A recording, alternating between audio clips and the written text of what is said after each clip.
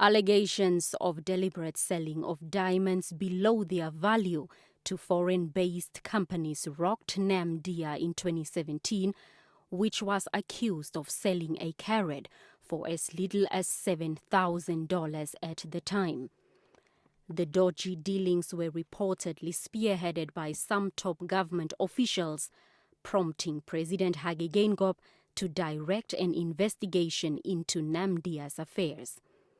The company has a 10-year agreement with government and De Beers and is allocated 15% of the total production at a 9% discount.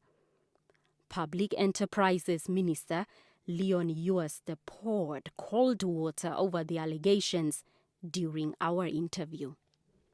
We looked into the various sales that were conducted at that time, and to our ability and best of knowledge, we could find absolutely no evidence of underpricing at all.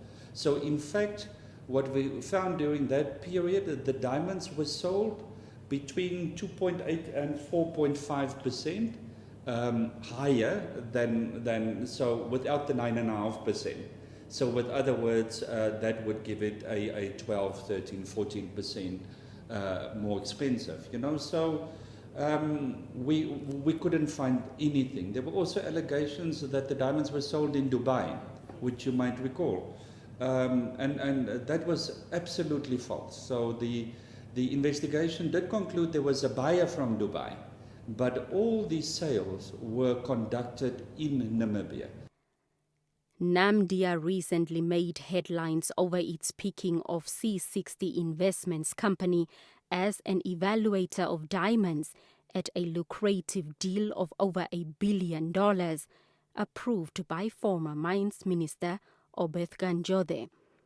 This was despite reports of C60 Investments changing gears from offering cleaning services to becoming a diamond evaluator just months before submitting the bid, and government having another evaluator on its payroll. We were asked to look at the modalities and how the service was procured, which we did. I need to state that was before the Public Procurement Act was in place, so it was still the old system. Blanche, the only thing we found was what I would want to call administrative anomalies.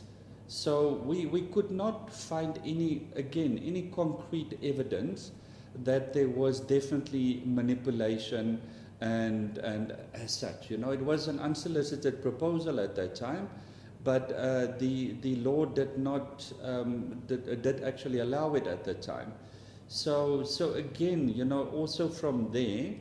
And we did highlight that in the report and said, look, these are things going forward, one should look into that they are not repeated. But again, inconclusive and no hard evidence of that the procurement was done in any fraudulent or corrupt manner. Minister Uaster also dismissed talks that President Geingob and Cabinet has done nothing concerning the recommendations from NAMDIA investigations.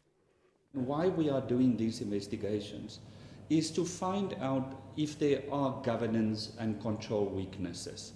And again, the purpose of that is not always people are misunderstanding. Every time they read that we are doing an investigation, they think there's suspected corruption or fraud. And it is not the case. It's to understand if there are weaknesses and then to propose ways to rectify that and to de-risk any potential manipulation or corrupt practices. So in NAMDIA, we did identify a number of issues which we felt were not ideal. The way that the sales process was conducted, some control and risk measures, and we made recommendations, and I can tell you we've implemented all of those. So today, if you ask me, in NAMDIA today, do I suspect any corruption? My answer is no. Government has since given notice of non-renewal on the contract with C60 Investments. Blanche Koreses, NBC News, Windhoek.